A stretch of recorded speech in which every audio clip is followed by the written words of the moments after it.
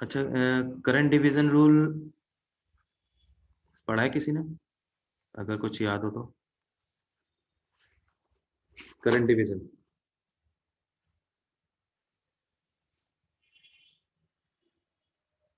Graphical calculator तो पता नहीं मुझे। दो कैलकुलेटर होते हैं, एक तो नॉर्मल सुना है हमने और दूसरा होता है साइंटिफिक कैलकुलेटर।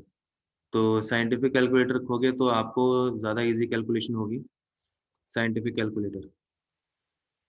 तो आप ले सक वो देख लो जो भी आपको चाहिए होगा scientific calculator as per your need. Current division, current division जो होता है ये लगता है हमारा पैरेलल में।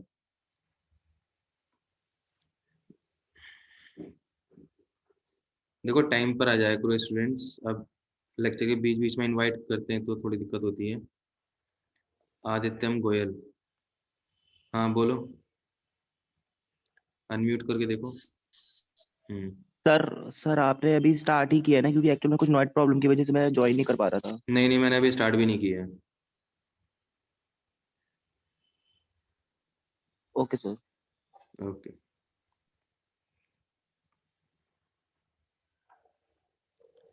करंट डिवीजन रूल, तो ये तो सबको पता ही होगा आई होप कि करंट जो है सीरीज में, अगर सीरीज सर्किट है तो करंट हमारा कैसा रहता है, सेम रहता है। और अगर पैरेलल है तो करंट हमारा डिवाइड होता है। ये है हमारा करंट के लिए। अगर हम वोल्टेज की बात करें तो वोल्टेज सीरीज में डिवाइड होती है। डिवाइड क्यों होती है? क्योंकि वो पोटेंशियल ड्रॉप होता है हर एलिमेंट के क्रॉस। और पैरेलल में सेम होती है। ठीक है, सीरीज की अगर हम बात करें तो ये जो रेजिस्टेंस है हमारे, ये सीरीज में है और ये रेजिस्टेंस हमारे पैरेलल में है। इसी तरीके से अगर हम कोई नेटवर्क देखें,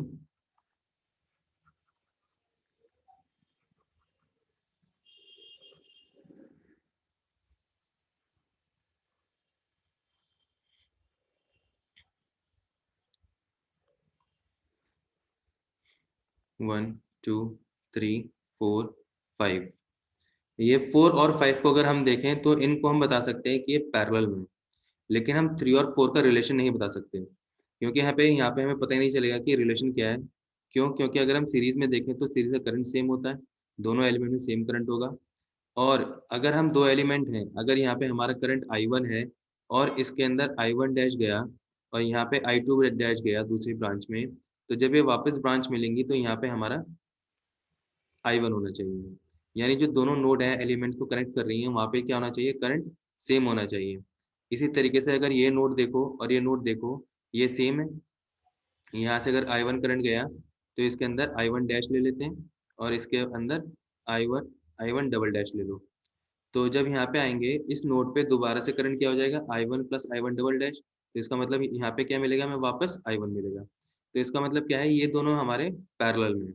तो इनको हम एज ए पैरेलल सॉल्व करेंगे पहले। ठीक है, जब हम पैरेलल सॉल्व कर चुके होंगे इनको, तो जो इनका रिजल्टेंट आएगा, जो हमारा R इक्विवेलेंट आएगा, वो इसके सीरीज में हो जाएगा 3 के, क्योंकि अब यहाँ पे क्या हो गया, हमारा करंट सेम हो जाएगा। तो यहाँ पे 2 और 3 का रिलेशन नहीं पता लगेगा। जब जब हम इसको पूरे को सॉल्व करेंगे, जब हम इस पूरे को सॉल्व करेंगे, जो हमारा R इक्विवेलेंट 2 आएगा वो इस 2 के पैरेलल में होगा। तो ये चीज़ थोड़ा क्लियर रहनी चाहिए आपको कि सीरीज कनेक्शन क्या होता है और पैरेलल कनेक्शन क्या होता है। तो करंट जो है हमारा सीरीज में डिवाइड होता है, और सॉरी सीरीज में सेम रहता है, पैरेलल में डिवाइड होता है। तो इसी के रेस्पेक्ट में हम करंट डिवीजन रूल देखते हैं कि करंट डिवीजन रूल क्या कहता है।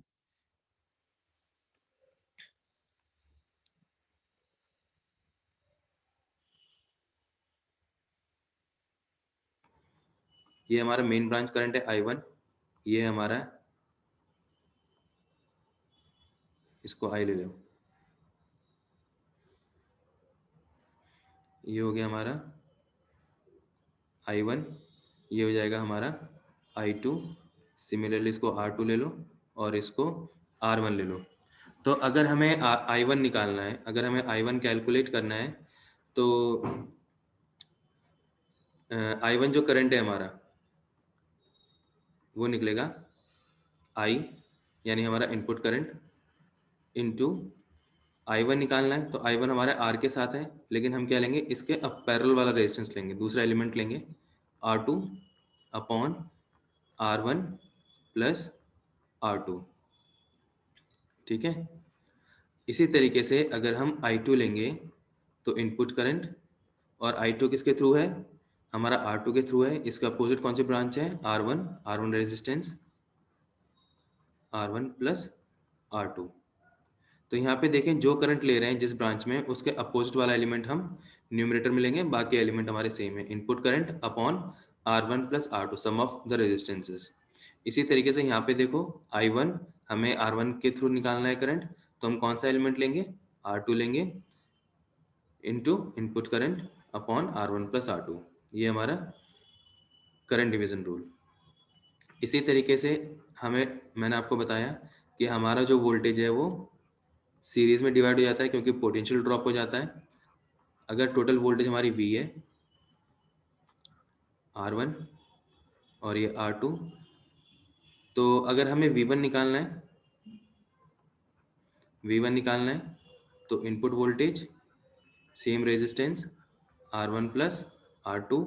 इसी तरीके से अगर हमें V2 निकालना है तो V2 हो जाएगा V इनपुट वोल्टेज, यानी मेन वोल्टेज जो across the terminal R2 R1 plus R2। ये आपके न्यूमेरिकल्स में हेल्प करेगा सॉल्व करने के लिए। तो आइए क्वेश्चन देखते हैं पहला। आई होप सबके पास कॉपी पेन होना चाहिए। तो मैं ये वीडियो सॉल्व नहीं करूँगा आगे, तो सर्किट बना रहा हूँ, उसके बाद फिर मैं आपको टाइम दूंगा, फिर आप उसको सॉल्व करके मुझे आंसर बताइएगा।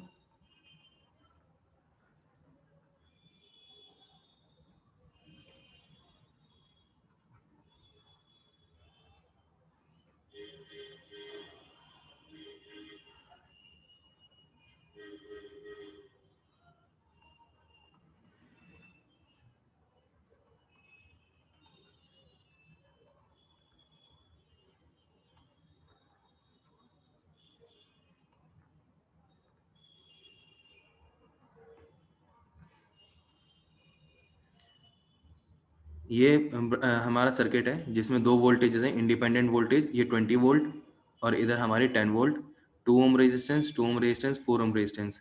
हमें करंट निकालना है all branches, current in all branches. तो स्टेप्स लिख लेते हैं, बाकी कैलकुलेशन आप कीजिएगा। स्टेप 1, पहला स्टेप क्या है हमारा, टेक ओनली वन सोर्स जो कि इंडिपेंडेंट हो एट ए टाइम। ठीक है, तो इसको करने के लिए क्या करेंगे, replace all sources with their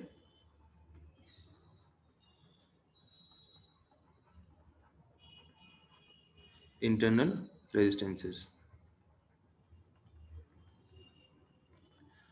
अगर बैटरी की जो इंटरनल सोर्स की बात करें, इंटरनल रेजिस्टेंस की बात करें, तो इसका जो इंटरनल रेजिस्टेंस है RS या RIN, वो है हमारा 0 बैटरी का, और करंट का है हमारा इनफाइनाइट।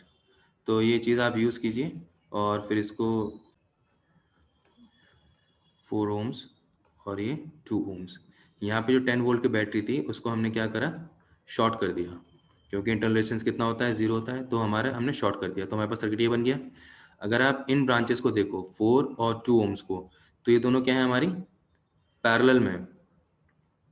ठीक है, ये क्या है हमारी पैरेलल में है, और ये हमारी सीरीज में है।